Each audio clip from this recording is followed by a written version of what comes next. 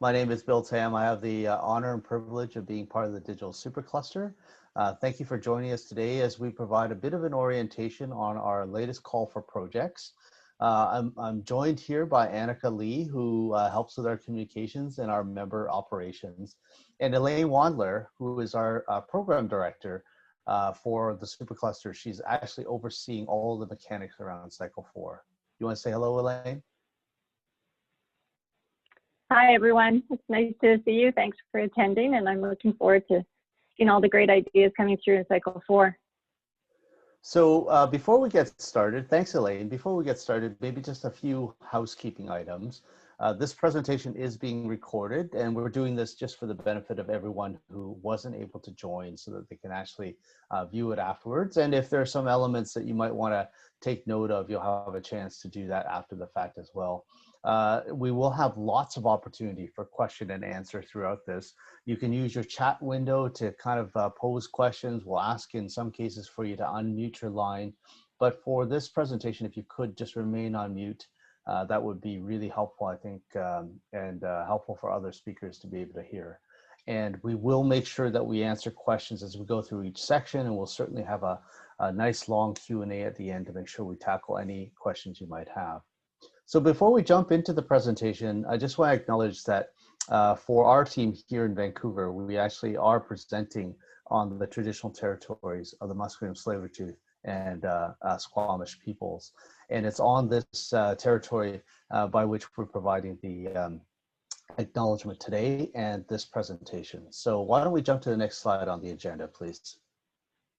So there's a few things we'd like to do. I think I'm actually quite heartened to see that there's so many new faces and new members that are joining us today.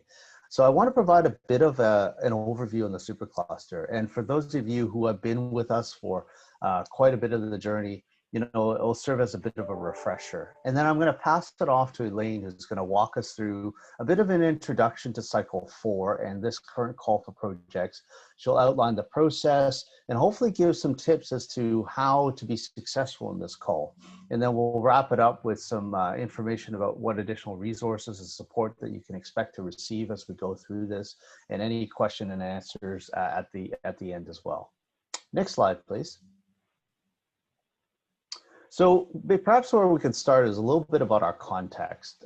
As many of you know, and all of you have kind of signed up for our collaboration agreements, whether it's a participation agreement as an associate, or you signed our member agreement to join as a full and regular member. But we really are pioneering a new model for collaborative R&D. And John Stackhouse, who's the Senior Vice President at RBC, and he recently released his new book called Planet Canada. He kind of puts it in this way, and I think it's quite appropriate for setting the context for today's conversation. Collaboration is the most overused and underappreciated skill in business. Too many people confuse it with cooperation. It is not. A collaboration is about charting new courses with others and using the collective to build intelligence to fuel something better. And so that really is what we're about, and that's what we're hoping will be the inspiration for this next call for projects. Next slide, please. So just to bring us back into the framework for how we operate, we are the Digital Supercluster, and there was a construct by which we created the underpinnings of what we call our program areas of focus.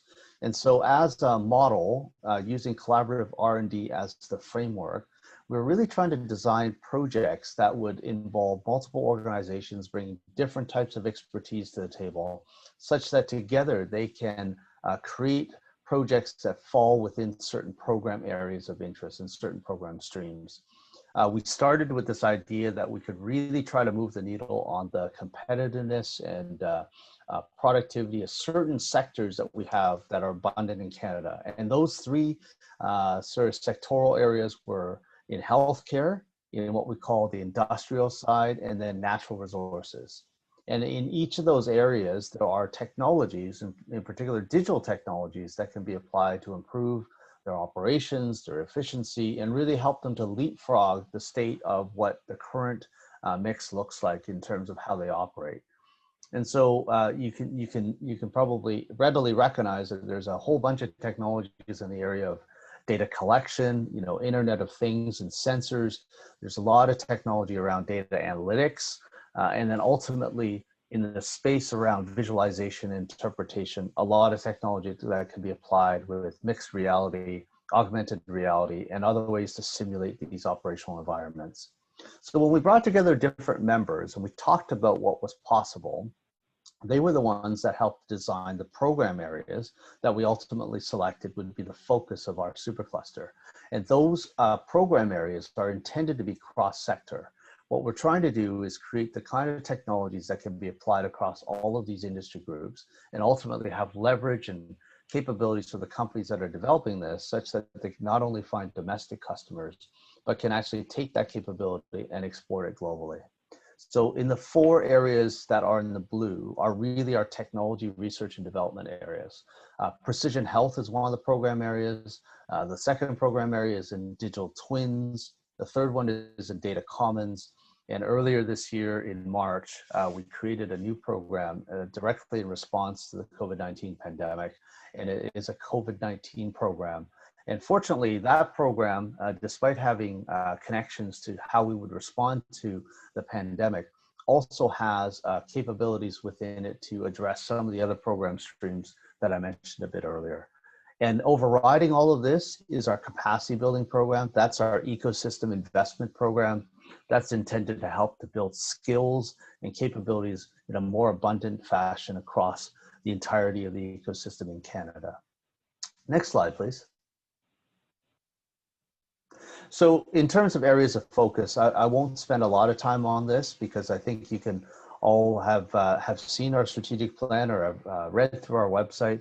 But as we've seen the rise of data, there seems to be a really strong opportunity for Canada to develop the kind of technologies that will solve the issues around interconnecting data sets. That's really the focus of data commons. Digital twins is using new technologies to kind of render a simulation or virtual environments of real world operations. Precision health has many different dimensions, but ultimately we're seeking to use data to drive better health outcomes, to improve the effectiveness and efficiency by which our healthcare system operates, and to develop the kind of technologies that can be world leading. COVID-19, without too much of an explanation, we're really looking at things that could help to remediate our response to COVID-19 and also help with getting society back on its feet, return to work, and all the elements that also support people in their lives, including mental health supports and systematically ensuring that we have a way to operate in this new normal. And then I already mentioned capacity building and our quest to create better capabilities across the entire ecosystem. Next slide, please. So up until now, we've been operating since 2018, and our projects have really kind of focused on a combination of R&D and collaborative projects around capacity building, ecosystem building. But our R&D projects, they're selected through a competitive process. It really is about industry-led digital innovation and R&D. Everything is about collaborative project teams and consortiums. It's about creating something new by intermixing individual organizations that have different levels of expertise to bring to the table. And how we participate is providing matching co-investments that are positioned alongside industry investments. And in most cases, the projects that we have committed to or invested in are multi-year commitments. And that is typically what's needed to arrive at the R&D outcomes that are set out in these projects. Next slide, please. So I want to give a bit of a snapshot now that so many of you have joined our supercluster. We now have more than 800 organizations across the country that are part of the Digital Supercluster. You can see the growth over the last few years, and it does comprise not only large organizations, but many, many SMEs. We have lots of post-secondary institutions, universities, and government agencies, not-for-profit organizations. It really is a diverse base of members, and it's something that we can really catalyze and take advantage of. Next slide, please. And in terms of investments, as we got to September of this year, we've now made investments in over 60 projects. and the value of these projects is more than $200 million. Our investment levels are roughly half of that amount. It also signals really strong industry co-investment. And there are close to 300 organizations that are collaborating on these projects. And the bulk of them, the vast majority of them, are SMEs. So it really has kind of proven the model that there are great opportunities for small and mid-sized companies to work with large organizations and to really kind of take a combination of expertise into new product areas. Next slide, please. So what we have seen emerge, and if you go to our website, you'll see the portfolio of some 60 some odd projects, but we've seen them kind of center around some key themes. You know, of course, with COVID and many of the projects that were even before the COVID pandemic, we see quite a number of projects in the digital health space, and they include, you know, new forms of healthcare delivery, virtual healthcare delivery in particular. There are new AI tools that help to enable diagnostics, that helps to support the physician and its decision support. We have projects that are around mental health and wellness. We have projects that are really trying to replicate the healthcare delivery system, such as digital hospitals. And really with COVID, it's a pathway to understanding how we can be better as Canada in infectious disease management, the tracking and traceability of sort of pandemic situations, and the emergency response that has to be part of that. We also saw quite a number of projects that are in the natural resources and environment space. So that includes things like environmental monitoring, about managing the natural resources, whether it's a land base, whether it's soil in the case of agriculture, or if it's in the water resource management side. And also we saw quite a number of projects recently in the supply chain areas, which include things like food security. In the bottom left quadrant, you'll see that there's quite a number of projects that we've invested in the broader digital transformation area. And this, you know, cuts across all industry segments, but it could include things like automation, smart fleets and robotics. It includes things like learning factories and digital twins around that, and things that really speed up inspection, maintenance, and provides for automation in some of those core processes.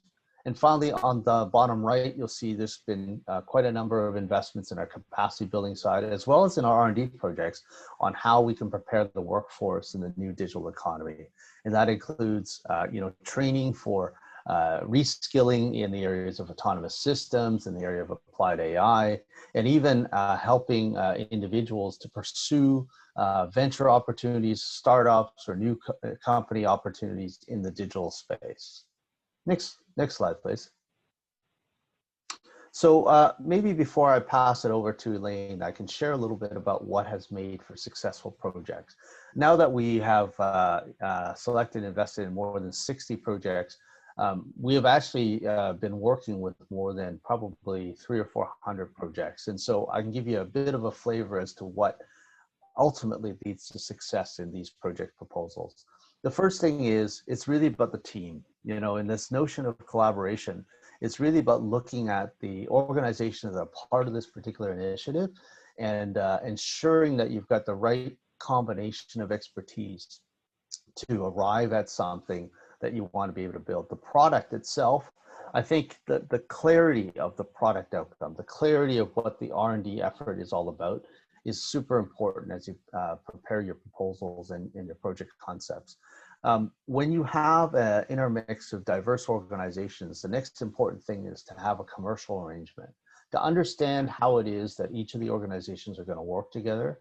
And it deals with everything to do with not only when you arrive at the final product, but what are the commercial terms by which you might share in the profit or the upside associated with the outcomes, who's going to take the particular product or capability out to market, and what are the roles and responsibilities of each of the participants in that consortium. You know, the fourth area is being clear on your intellectual property and your data strategy. And it is having the conversation to ensure that everyone in your consortium has an understanding, there's a coherence around that IP approach, and how you're going to contribute and possibly create data as a result of this project. Then there's the market plan. It's articulating how you're going to take you know, whatever the resultant product and R&D effort is out to market, how you're going to generate a return for all of your investments into it, and how it's actually going to ultimately succeed in the market. And one of the important things for all of us is we're doing this to not only benefit the consortium, but to benefit the ecosystem as a whole. So outlining where the benefits do accrue to the ecosystem at large is the other element of designing a successful project. Next slide, please.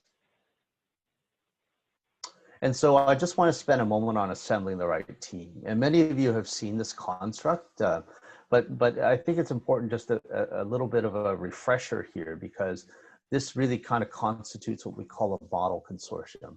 You know, on the left-hand side, you see that one of the important actors in this consortium is the industry partner, or really the customer. The customer or adopter is the organization or organizations that are kind of driving what the real challenge or problem is. They're the ones that are specifying the requirements. They're the ones that are invested in the outcomes, because that's what's going to drive the productivity improvements. So they're an essential part of this consortium. Then you'll have one or more lead technology partners building the product capabilities, augmented by co-development partners that bring particular expertise or specialization into the mix to create a product that couldn't be done by the lead partner alone. And then you'll have on the bottom left-hand side, possibly service providers or technical service providers that will integrate the solution into the environment that the industry partner or customer is looking for. We'll have post-secondary and research partners that are part of this mix, because it's going to pull through research and next generation capabilities that are embedded in our post-secondary institutions and help to commercialize those outcomes. And finally, for us as a digital supercluster, it really is about putting the co-investment dollars into the project to augment it, to make it more ambitious, but ultimately to set the table such that this consortium can operate in a very effective manner. So hopefully that gives you a sense of what assembling the right team looks like. Next slide, please. So maybe at this, I can pass it over to Elaine, who's going to walk through some of the specifics of our new call for projects.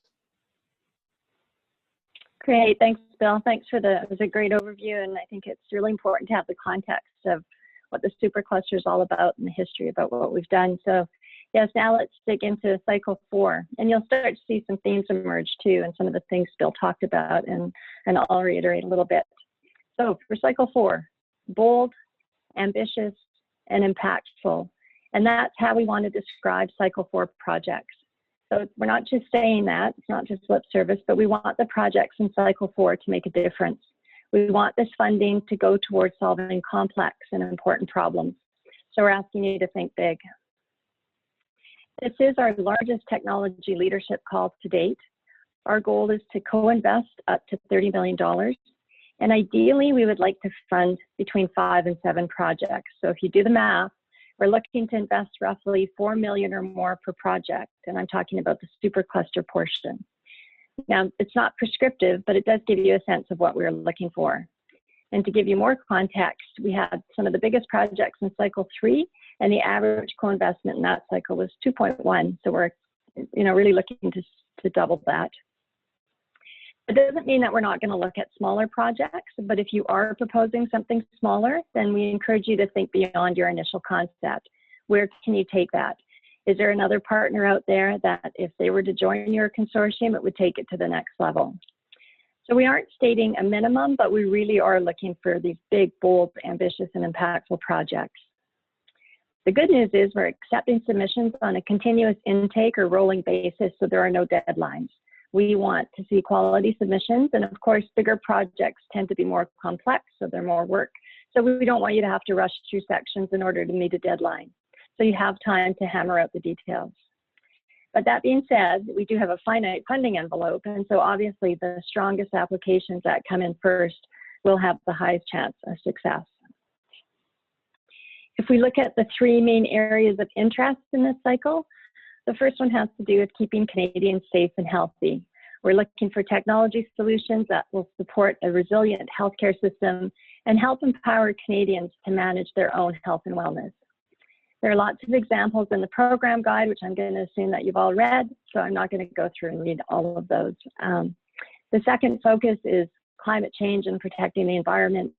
We're looking for technology solutions that help us protect our planet and enable us to best manage our natural resources, ensure food security, and reduce emissions. And again, more examples can be found in the program guide for all of these. And then finally, accelerating digital transformations. We want to look at tech solutions that support the digitization to help them grow and increase profitability. So thinking of examples, it could be digitizing traditional sectors like mining and forestry, providing digital solutions that can help them to compete globally, or developing technologies that will help companies transition to this new online economy. Now, if we get into the details around eligibility, as per the case with all our tech leadership projects, there has to be a minimum of 3 organizations that participate, and they all must be contributing in a meaningful way. And so they have to include at least 1 small to medium-sized enterprise and at least 1 post-secondary institution. For those of you that were part of the COVID program, you'll note that the requirements in terms of consortiums are bigger, and it was kind of a lighter touch with the COVID program. Diversity matters. You will score more points if you assemble a diverse and inclusive team that includes underrepresented groups. So if you do have involvement by these groups, be sure to document and highlight it. Projects must be incremental to the regular business undertakings of the participating organizations. We're not here to sort of fund your day-to-day business or be sort of a procurement play. And something that's a little bit different from previous cycles is a shift in terms of timing in regards to when people have to become members. So now, by the time you're submitting an expression of interest, all consortium participants should be associate members, and then by the time you submit your full project proposal, everyone should be full members. Okay, Bill's already gone through this slide. So while we have that minimal eligibility of 3 organizations, we have found that this really does make up the ideal team. You know, apart from that post-secondary institution that's providing the commercializable research, you know, you've got the service providers that are really adding to the technology lead and co-development partners. And then what I think is probably one of the most important is to really have that customer adopter at the table from the beginning, because that's going to help ensure a good market fit. Okay. So a little bit about how the supercluster projects work in general. Our funding is based on a cost incurred model. So you have to incur costs first, then you submit a claim, and then reimburse you on those costs that are eligible. We do have a set of co-investment guidelines that you can read through to find out what costs are and aren't eligible. This cycle is no different than other tech leadership calls in that we're going to co-invest up to 43% on eligible costs. It's important to remember that under the new membership structure and beginning at the end of March, project-based fees will be taken off at claim time. We weren't charging project-based fees right now due to COVID, so we had the flexibility to do that. With respect to IP, you know, we're investing in R&D solutions that support the commercialization of products to spur economic development. So it's really important to have that sound IP and data strategy, as Bill mentioned, so that commercialization can take place. And so all those details need to be worked out in terms of who's generating what, who owns what, who's going to be marketing what, and that, you know, everybody is enabled to do so or to play their roles. Okay, so the process for cycle 4. So there's 3 boxes on this slide, but really it's a 2-step process consisting of an expression of interest and a full project proposal. We are asking you to register your interest up front, though. We want to know when you're registering your interest, we'd like to know at a high level what problem you're solving, what's your solution, if you've put together a team already, and if so, who are they, and how big is the project. So scope is important. And there are a couple of reasons for this stage. The first is to ensure that you're on track, so we're not wasting anybody's time, and also it helps us see what's cooking in the pipeline and if there's any matchmaking that can be done and that we can help with. If all is on the right track, you will be encouraged then to submit an expression of interest. The project lead is the one that submits the EOI on behalf of the consortium.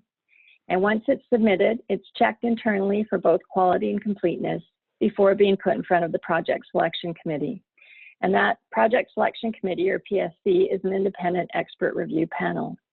At this stage, you might be asked to present or just provide more information to the panel. The project is going to be evaluated for fit, eligibility, and potential for success, as well as readiness. If your EOI is successful, then you'll receive an invitation to submit a full project proposal, or FPP. A lot of acronyms.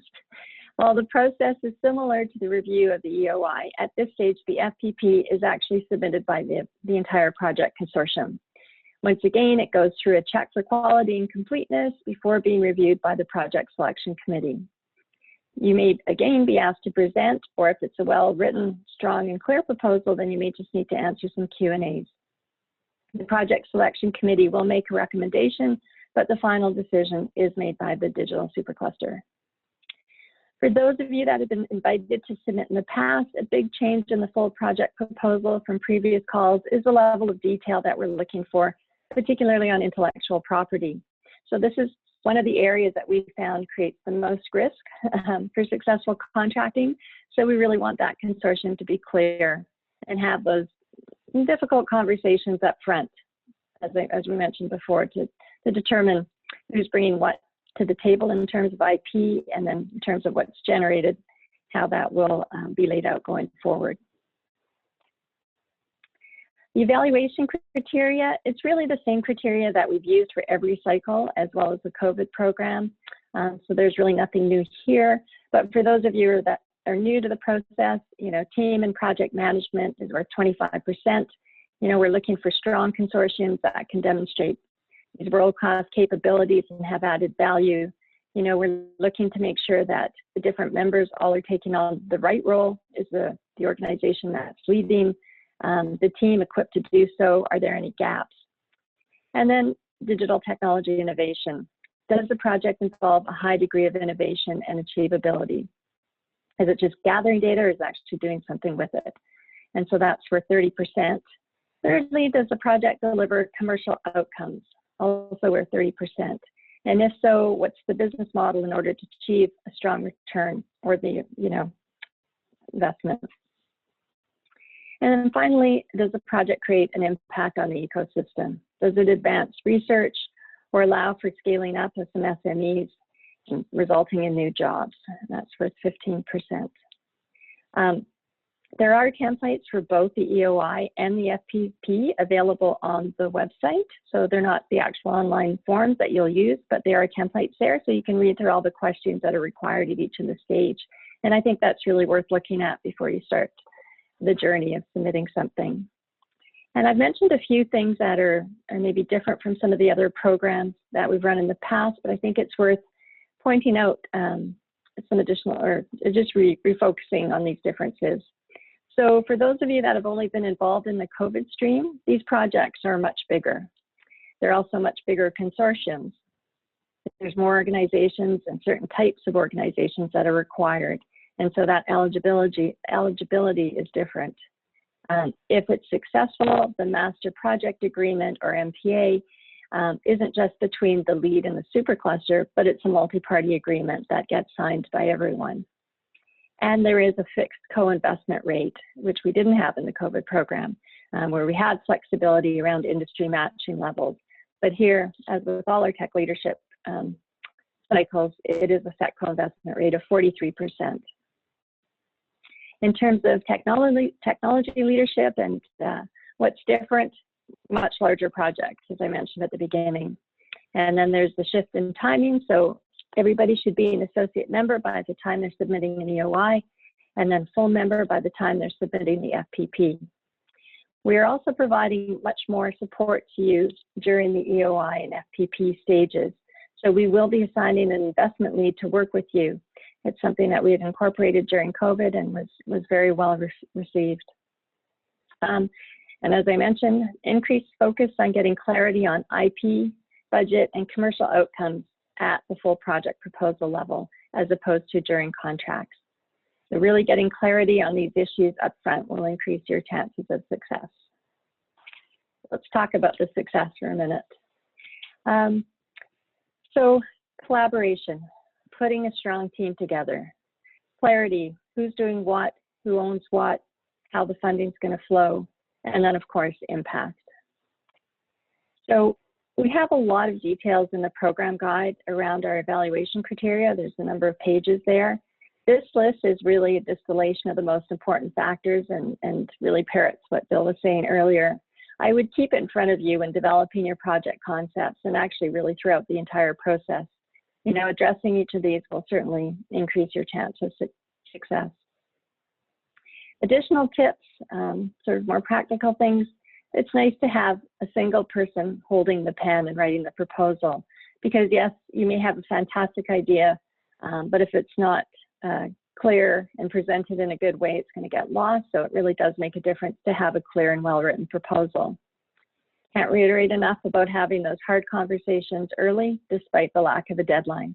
Okay, these need to be solved before contracting begins, so we're looking for those answers up front.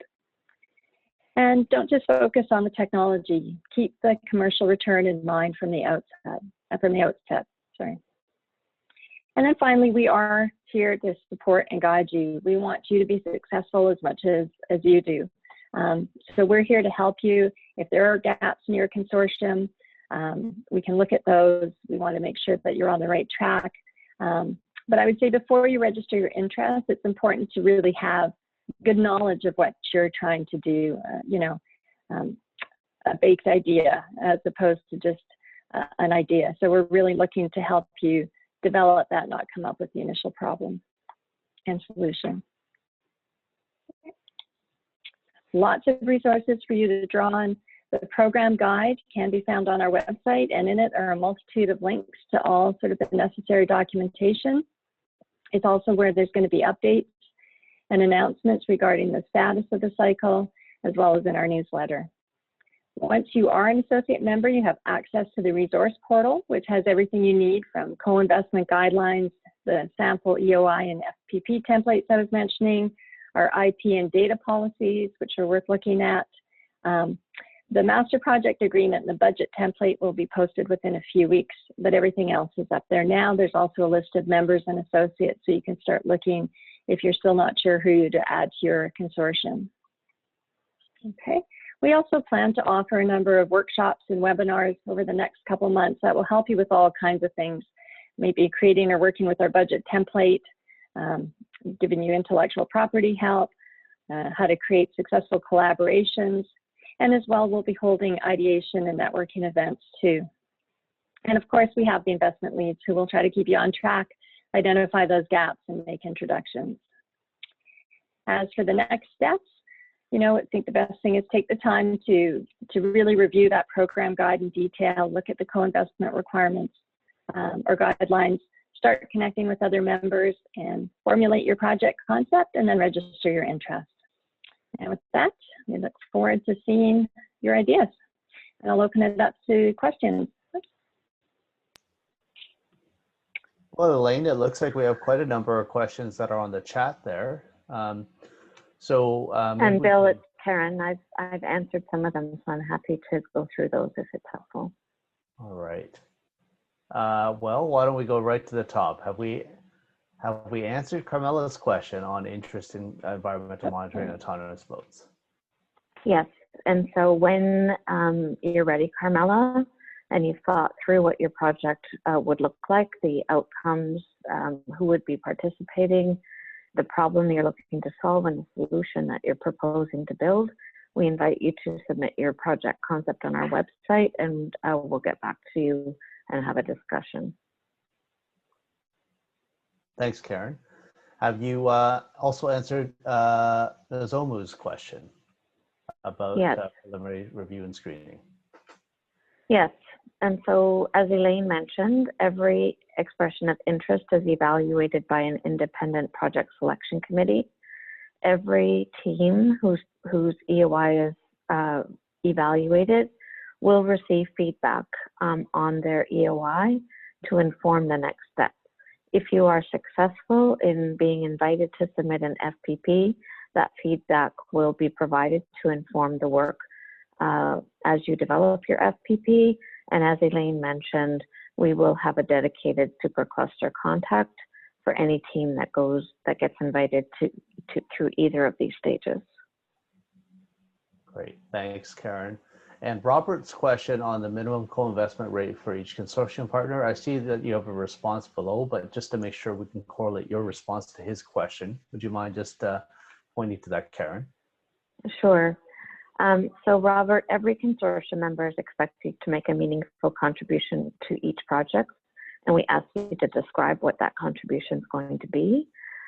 There also must be a financial co-investment by each of the consortium members. There's no prescribed minimum. The specific amount should be negotiated within the consortium. Okay, thank you for that. And Mohammed had a question. Did you answer the one about how do consortiums to meet? Okay, perhaps I can try to tackle that to you. Yeah. Yeah. So Mohammed, that's a great question. I think part of what we tried to do now that we've all shifted to this idea of virtual meetings and gatherings like this is to try to introduce members and associates to one another as best as we can. I think that the flavoring nowadays is taking a lot more of a one-on-one sort of conversations that we're seeing members and associates do. There is contact information on the member directory in the resource portal that you can actually reach out to particular members and set up meetings that way. We will be hosting ideation workshops in the next few weeks. We'll be running a series of those. Again, it'll be an opportunity for you to meet and interact with other members that will be there as well, hopefully in the themes that you're most interested in. And bear in mind that sometimes the relationship building piece does take a little longer, which is why we have a continuous process on this cycle. So we will be running this ostensibly from now until the spring. And as you are able to kind of bring together consortium partners and build that trust and get to know one another, we'll be ready on the other side, and we'll be making introductions. Once you identify the kinds of organizations you'd like to work with, we'll do our best to also matchmake along the way. Robert's question on, do you accept projects that only want to commercialize and manufacture? Karen, did you answer that question already? No, I haven't, but I'm happy to. Please. As you saw in the evaluation criteria, there's 30 percentage points of the score that's attached to commercial impact. And so there does need to be a pathway to commercialization. The project could be proposed in stages as each stage provides more certainty around the commercialization.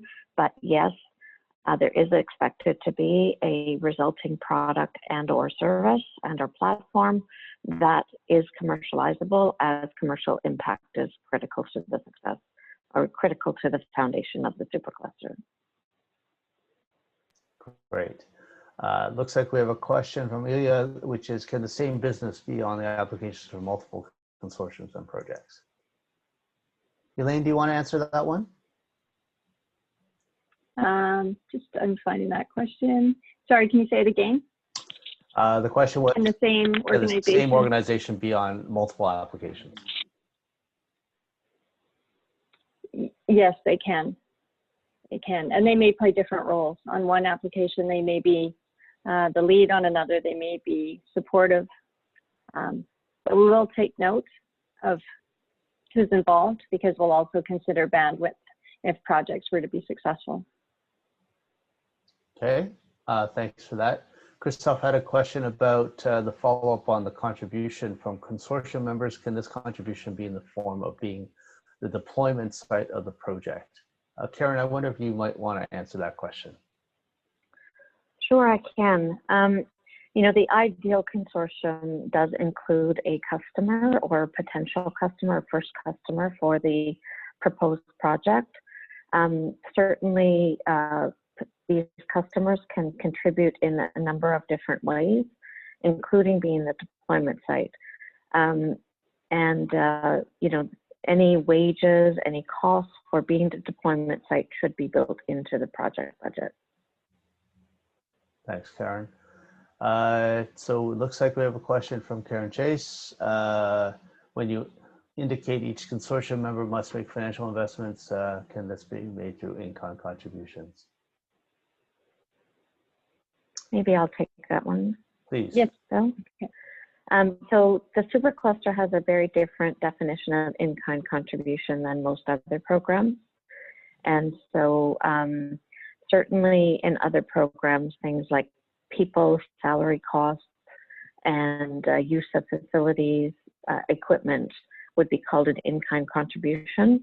The supercluster actually puts a cash value on those and does consider those to be eligible costs. As you develop your budget, we invite you to refer to the co-investment guideline to be clear about what costs are eligible and what we would be reimbursing against.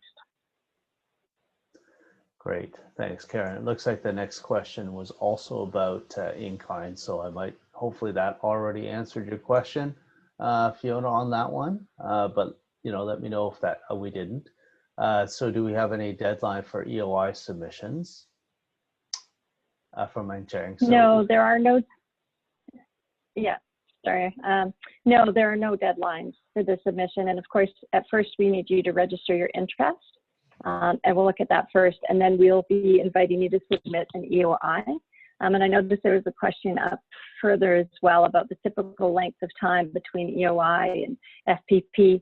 That's really going to depend on the consortium. With the rolling intake, we've got flexibility, so we really want to make sure that you're ready and have fulsome and quality applications to move to each step, right, to increase your chances of success. And while you're at that, Elaine, there's a question about timeline for the registration interest. Is there a timeline for that? No. As soon as you have an idea, and again, thinking about what's the problem, solution, an idea of the team and the size, then register your interest. Excellent. But that may take a while, so it's fine. Yeah. Bill, if you don't mind, I'd like to add something. It's Karen McClure. Thanks, Elaine. We are looking to fully commit the $30 million before March, and so there's a timeliness to knowing that there's the 2 stages to go through, and so I would expect notionally, but not firm deadlines, that if you have a great idea that the EOI should be submitted, in December, January timeframe, and the FPPs would be developed and evaluated in January, February, and into early March. Thanks, Karen. Just a reminder for everyone that our fiscal year end is March 31st, and so we're looking at this cycle to have all those commitments before the end of our fiscal year. There's another question which is about minimum and maximum project duration from Robert. Elaine, do you want to answer this question? Yeah, we don't have a minimum or maximum project duration. I'd say the average length of time for projects in tech leadership is, approximately 21 to 24 months. Yeah. Okay, thanks very much, Elaine. And I think that is, unless I have missed anything up above, those are all the questions I see in the chat. Does anyone else have any additional questions? Thanks, Bonnie. Okay, it sounds like we've got a wrap here. So good luck to everybody on this call for projects. So we're excited to be receiving your interest in your project concepts. And thanks for joining us today.